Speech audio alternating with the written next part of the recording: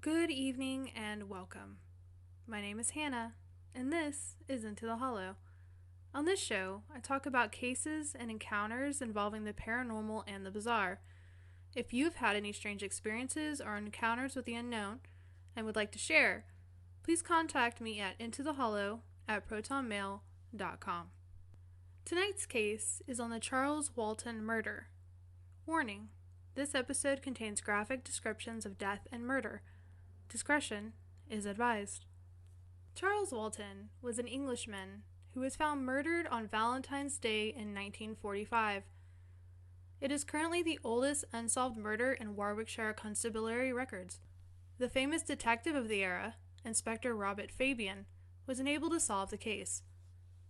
Charles Walton was born in May 1870.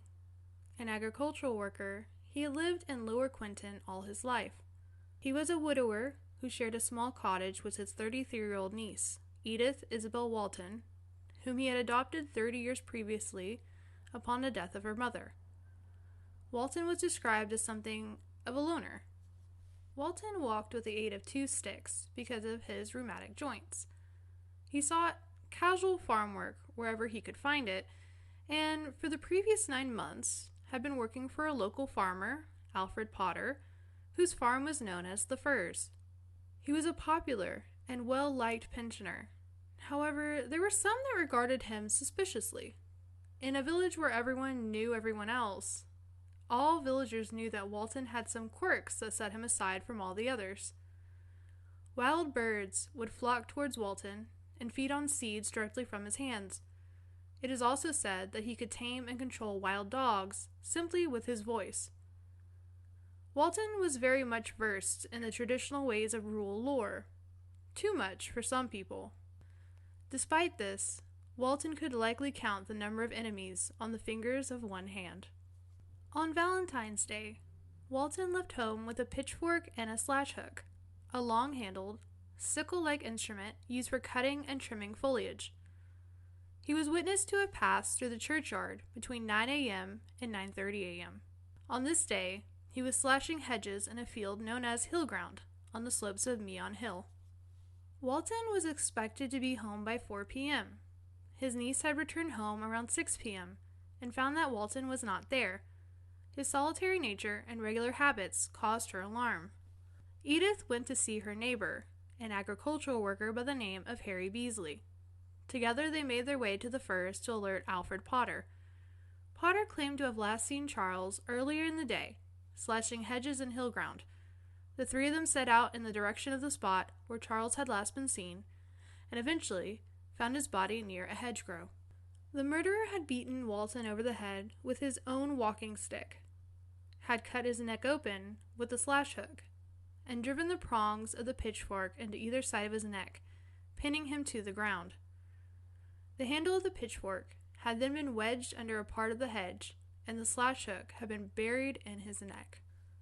Edith was overcome with grief and began to scream loudly. Beasley tried to pacify her and to make sure that she did not come too close to the scene. At that moment, a man named Harry Peachy was walking along the other side of the hedge.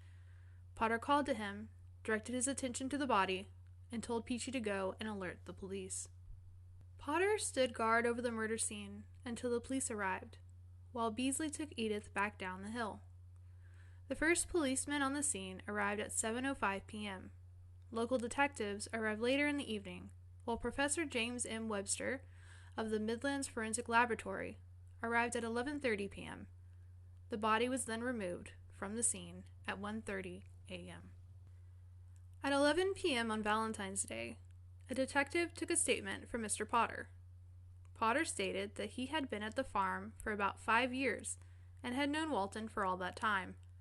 He had employed Walton casually for the last 9 months, and that Walton had worked when the weather permitted.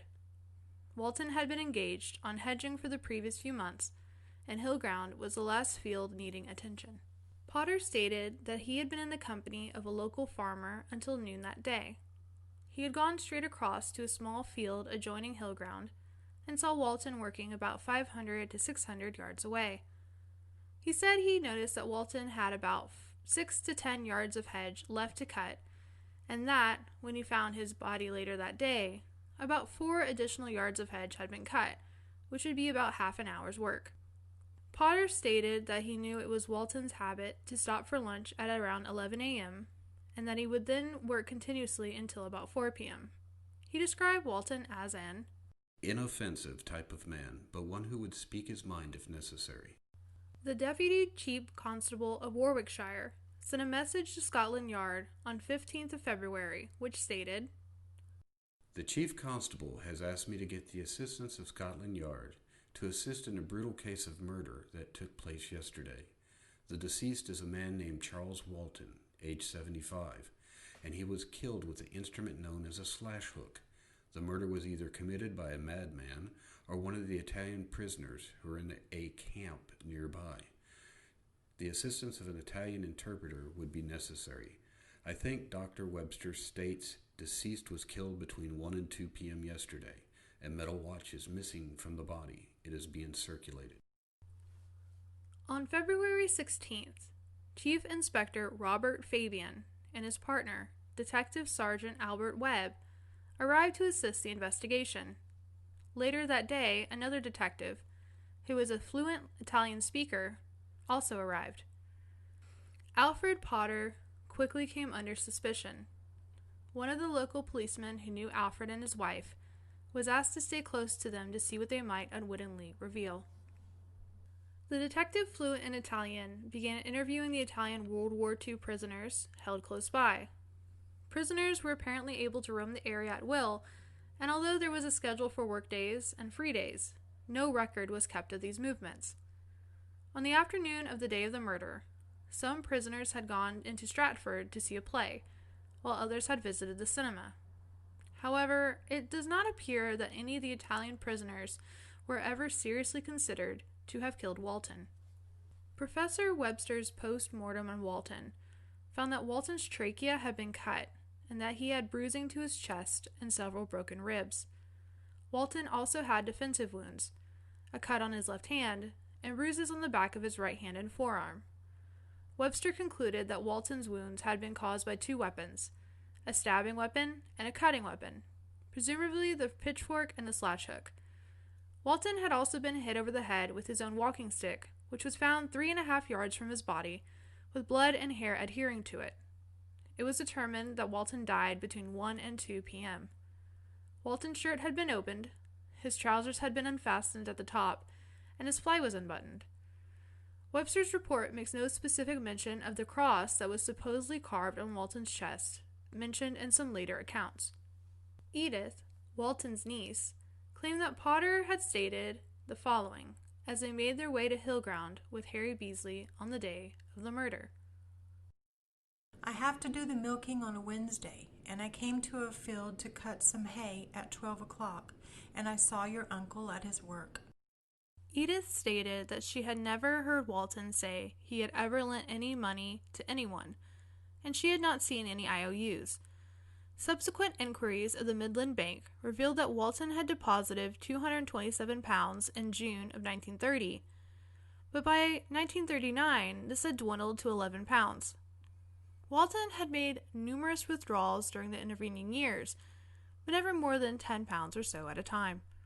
Statements were taken from over 500 residents of Lower Quinton, some as young as 11 years old, as well as other individuals who were in and around the area on the day of the murder. A detailed search of the entire area surrounding the murder scene was undertaken, with the help of the Royal Engineers using mine detectors, in an attempt to find Walton's missing pocket watch, or some other clue, but to no avail. Potter's behavior on the night of the murder did not appear to be that of an innocent man. When the constable arrived at 7:05 p.m., he noted that Potter seemed very upset. He was shivering and complained of being cold. Looking back, I think that Potter appeared more worried than one would have expected him to be. After all, the constable reasoned, Potter was used to slaughtering animals and might have been less moved by the murder scene than other men. The constable was also surprised when Potter said he was going home before the Stratford police turned up.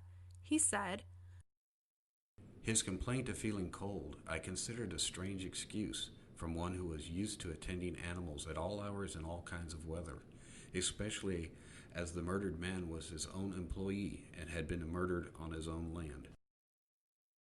In fact, the Stratford police turned up just as Potter was leaving. Potter said he would have gone over to see Walton at Hillground on Valentine's Day, were it not for the fact that he had a cow in a ditch nearby that he needed to attend to. He claimed he had gone straight home, arriving there at about 12:40 p.m., and went to attend to the cow. However, the cow was found to have drowned in Doomsday Ditch the day before the murder, and was not removed from his farm until 3:30 p.m. on Valentine's Day, almost 3 hours after Potter claimed to have gone to attend to it. Potter's statement about the cow was contradicted by his statement on February 23rd that he had gone home, read the paper, and then helped a neighbor to pulp marigolds. Fabian's comment was that Potter is undoubtedly lying about his actions at this critical time, but the reason for these lies can, for the present, only be a matter of conjecture. Fabian's cynicism about Potter's activities between noon and 12:40 p.m. was increased by the fact that he had variously stated that he had seen Walton working in the distance at 12:10 p.m., however told the inquest that he had seen someone stationary at 12:30 p.m. Fabian commented that, Thus, we have Potter's story gradually changing from seeing Charles Walton working at hedge cutting at 12:10 p.m. to seeing a man standing stationary in the field at 12:30 p.m. Potter's statements about seeing Walton at work invariably said that he was in his shirt sleeves. However, when his body was found, he was wearing a jacket. Underneath his jacket, he was wearing a shirt, but the sleeves were cut off above the elbow. Potter could not have seen Walton in his shirt sleeves. In Fabian's view, even if Potter had merely seen Walton with his jacket off, it seems improbable that he would have worked in shirt sleeves at 12:20 and then put his jacket on unless he had decided to go home. On February 20th, Potter had said he had previously mentioned to the police that he had touched the murder weapons, and this had been at Mr. Beasley's instigation. However, this was the first time he had made such a claim to the police, and Beasley strongly refuted any question that he had asked Potter to make sure Walton was dead. Beasley said it was patently obvious that he was dead, and that Potter did not touch the weapons in his presence. Fabian's comment was that Potter produced his explanation only when a detective had questioned of the presence of fingerprints. Fabian considered that Potter had gone to great pains to explain away any of his fingerprints which might be found upon the weapons. However, no prints were found. Potter's suggestion that he might occasionally pay Walton for hours he had not worked was disproved by an examination of the sums he had intended for wage and those he had paid to Walton. What Potter was in reality doing was claiming more than he needed to pay his employee and was pocketing the difference. Fabian's comment was that Potter, by his own admission, is guilty of claiming more wages than were due, and there is no doubt that he was making a good thing out of Walton's employment by him. After Fabian and Webb had returned to London, the police constable who had stood guard over the murder scene reported that Potter had returned to Hillground soon after first light on February 15th. The policeman had warned Potter away from the actual site of the murder. Potter had exchanged a few pleasantries about the coldness of the weather, given the constable a cigarette, and then left. This revelation brought Fabian and Webb back for another interview with Potter and some searching questions about why he had not told them earlier about visiting the scene. On the trousers that Potter had worn the day of the murder were 2 marks on the front that Professor Webster believed were bloodstains. However, he reported that they had been cleaned too thoroughly for a positive analysis. Despite Potter changing his story various ways, Fabian concluded that there was no real evidence to connect him with the murder itself, and no reasonable motive can be found for his committing it. Fabian found that there was no evidence that Potter was violent or that he and Walton had ever quarreled. He described Potter as morose and sullen at his interviews, although even when closely interrogated, he never lost his temper and was civil. He wrote that Potter was unkempt and, on the surface, dull-witted, although he said, "I am convinced he is far from that." Indeed, Fabian believed Potter to be a man of considerable strength and an extremely cunning individual. Although a number of writers had suggested that Walton had lent Potter money and its repayment was overdue, there is no proof that this was the case. Now, on to the strangest part of the story. Ann Tennant was a resident of Long Compton, 15 miles from Lower Quinton, and was murdered at the age of 80. On September 15, 1875, at about 8 o'clock in the evening, Tennant left her house to buy a loaf of bread. On her way back, she met some farm workers returning home from harvesting in the fields. One of the group was a local man, James Haywood, who had known Ann's family for many years. Haywood was known as a, quote, simple-minded man. It is known that he had also been drinking alcoholic cider. Without warning, he attacked Ann Tennant with a pitchfork, stabbing her in the legs and head. A local farmer named Taylor heard the commotion and ran to Ann's aid. He restrained Haywood until a constable arrived. Ann was taken to her daughter's house, but died of her injuries at around 11:15 that night. Haywood claimed that Ann was a witch, and that there were other witches in the village whom he intended to deal with the same way. He believed she had bewitched him.